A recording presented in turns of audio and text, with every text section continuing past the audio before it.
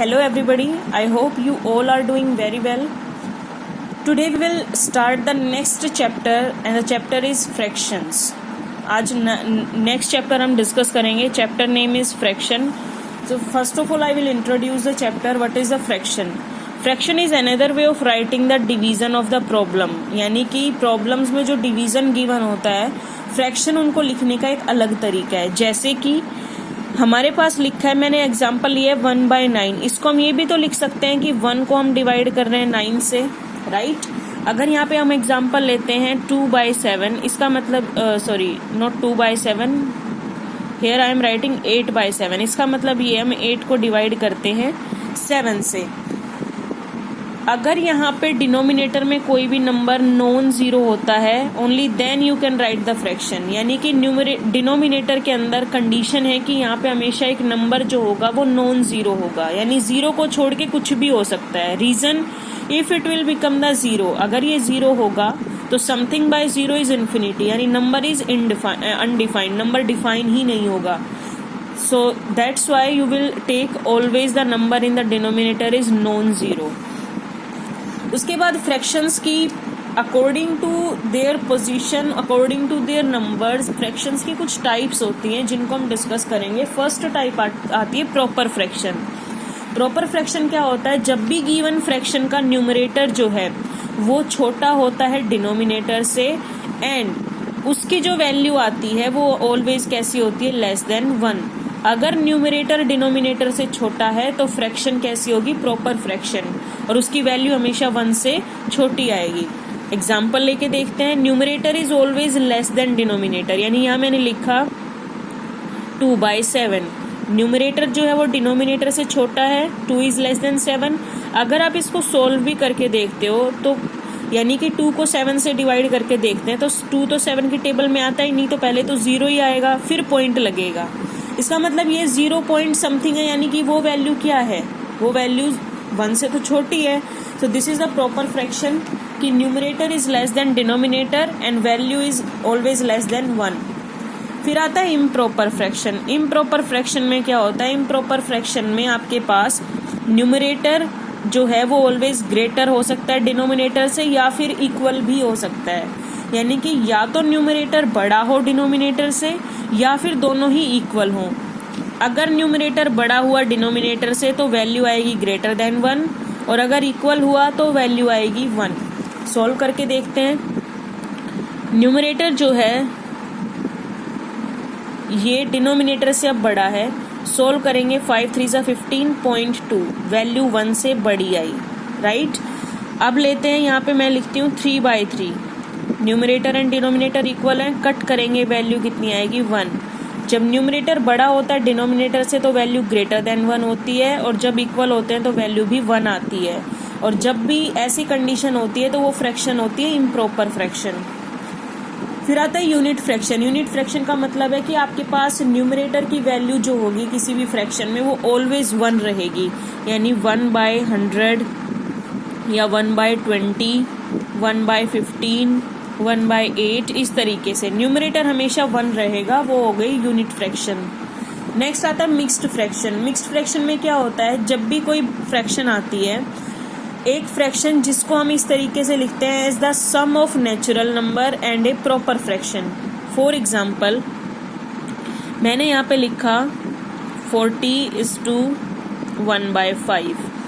ये होती है मिक्स्ड फ्रैक्शन की टाइप. इसमें ये वाला जो पार्ट होता है ये नेचुरल नंबर होता है, और ये एक फ्रैक्शन होती है प्रॉपर फ्रैक्शन, इसको हम बोलते हैं. प्रॉपर क्यों? क्योंकि इसका न्यूमरेटर जो है वो छोटा है डिनोमिनेटर से. सोल्व कैसे करते हैं इसको? सबसे पहले इस नेचुरल नंबर को आप डिनोमिनेटर से मल्टीप्लाई करते हो, फिर जो वैल्यू आती है इनको मल्टीप्लाई किया, 200 आया, उसमें हम न्यूमरेटर को ऐड करते हैं, और उसके बाद डिनोमिनेटर में वही नंबर रहता है जो यहाँ के डिनोमिनेटर में, यानी कि यहाँ से वैल्यू कितनी आएगी? 201/5. तो ये होता है आपके पास मिक्स्ड फ्रैक्शन का टाइप. नेक्स्ट आता है डेसिमल फ्रैक्शन. डेसिमल फ्रैक्शन का मतलब है कि आपके पास जब भी कोई नंबर इस तरीके से हो कि ऊपर तो कोई भी नंबर हो लेकिन नीचे जो नंबर हो वो ऑलवेज 10 की फॉर्म में हो. जैसे कि मैं यहाँ लिखती हूँ 2/10, फिर मैं लिखती हूँ 3/100, फिर हम लिखते हैं 5/10, 1000 यानी कि 10,000, यानी कि ऊपर कोई भी नंबर हो लेकिन नीचे जो नंबर हो वो हमेशा 10 की फॉर्म में हो, 10, 100, 1000, 10,000, इस तरीके से, वो होता है डेसिमल फ्रैक्शन। नेक्स्ट आता है इक्विवेलेंट फ्रैक्शन। इक्विवेलेंट फ्रैक्शन क्या होता है? इक्विवेलेंट फ्रैक्शंस के अंदर जो फ्रैक्शंस होती हैं वो सारी वैल्यूज सेम दिखाती हैं। फॉर एग्जांपल, आपके पास एक फ्रैक्शन है 5/3, इसको जब आप न्यूमरेटर में 1 से और डिनोमिनेटर में 1 से मल्टीप्लाई करेंगे वैल्यू सेम आएगी, 5/3, राइट। अब अगर मैं इसको 2 से मल्टीप्लाई करती हूँ न्यूमरेटर में भी और डिनोमिनेटर में भी, तो वैल्यू क्या आएगी? 10/6। अब 10/6 को अगर आप यहाँ देखो तो क्या ये 5/3 की टाइप नहीं है? अगर इसको कट करेंगे 2 से तो वैल्यू कितनी आएगी? 5/3 आएगी। अब अगर 5/3 को हम मल्टीप्लाई करते हैं 3 से ही न्यूमरेटर में और 3 से ही डिनोमिनेटर में, तो ये बनेगा 15/9। अब अगर इनको आप कट करके देखो तो वैल्यू यही बनेगी 5/3। तो इक्विवेलेंट फॉर्म का मतलब है कि जब भी आप किसी गिवन फ्रैक्शन को सेम नंबर से न्यूमरेटर और डिनोमिनेटर में मल्टीप्लाई करते हो तो ऑलवेज वही वैल्यू आएंगी जो फ्रैक्शन हमारे पास पहले थी, बस उसकी फॉर्म जो है वो थोड़ी सी बड़ी होती जाएगी। यानी जब उनको फाइनली कट करेंगे तो वैल्यू जो आएगी वो हमारे पास सेम फ्रैक्शन की आएगी। फिर होता है लाइक फ्रैक्शन। लाइक फ्रैक्शन का मतलब है ऐसी फ्रैक्शंस जिनमें आपके पास डिनोमिनेटर की वैल्यू सेम हो, जैसे 4/7, 3/7, 2/7, 6/7, डिनोमिनेटर सब में सेम है, तो ये होता है आपके पास लाइक फ्रैक्शन।